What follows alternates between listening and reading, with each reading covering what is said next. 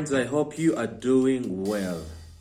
While I was spending time in the presence of God, the Spirit of God placed something on my heart that is important for us as the Church of God in this world, especially as we enter into the new year 2023. And this is a message about returning God's house to its purposed glory, and we ourselves to return to God. I take my reading from John chapter 2 from verse 13, which talks about Jesus clearing the temple. It was nearly time for the Jewish Passover celebration, so Jesus went to Jerusalem.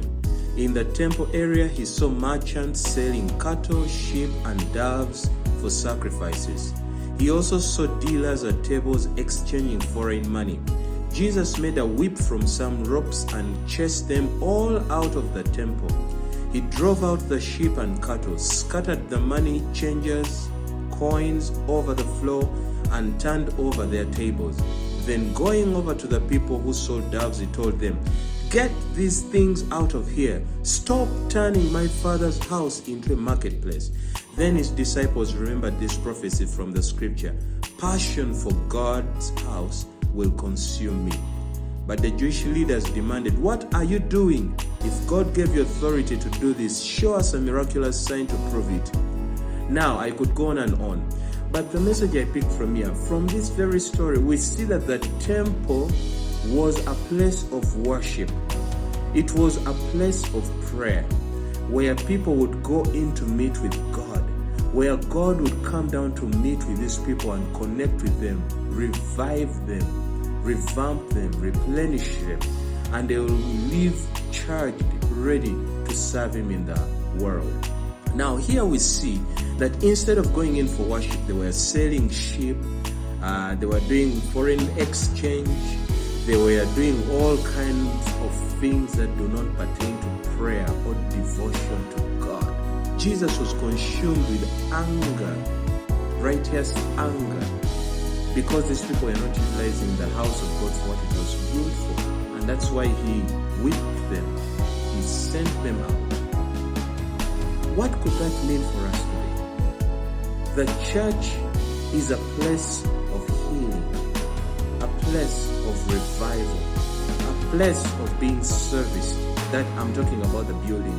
When we as the church, the children of God, come together, we come together in his house to worship him, to lift his name high, to praise him, to celebrate his goodness, and to listen from him so that we are charged up, so that we are serviced, so that we are renewed, so that we are revived, and we can go out into the world and preach the message.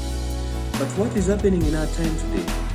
We have totally despised the house of God.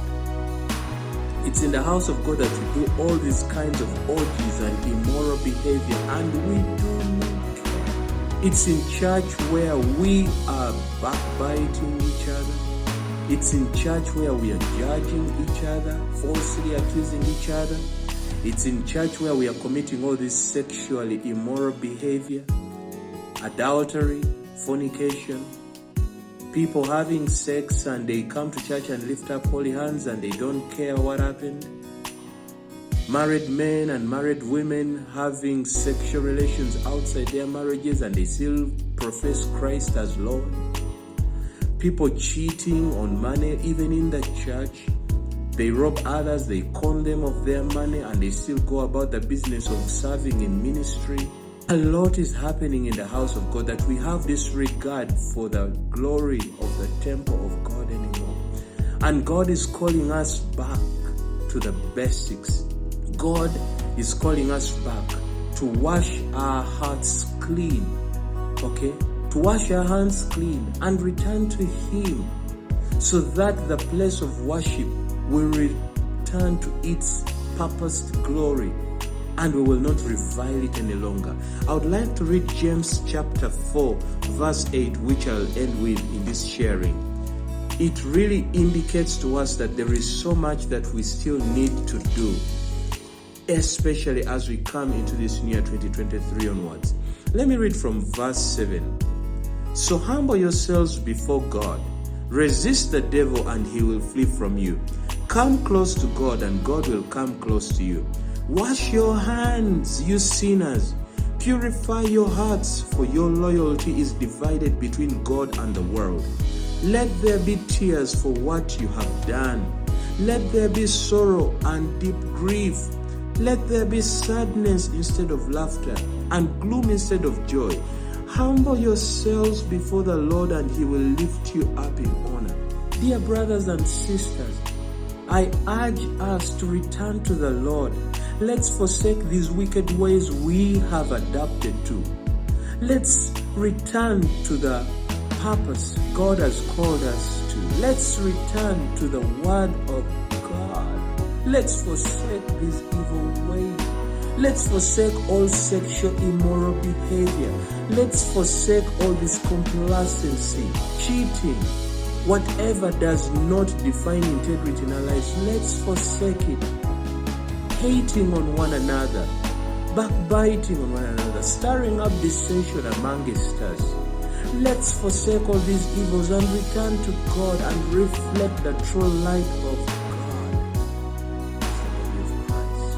I pray that we'll return to God and shine His light so bright that they that see our good deeds will glorify the Father. So as we move into 2023, let's get back to the Word of God. Let's listen in again to what He has instructed us to do. Let's return to His purpose for our life, and thereby returning the church to its purposed glory. I pray that God will convict our hearts through His Spirit, and that we will repent of all the evil we have done, and the fear of the Lord shall return in us, so that we shall do that which He has called us to do. God bless you, and I wish you an amazing 2023.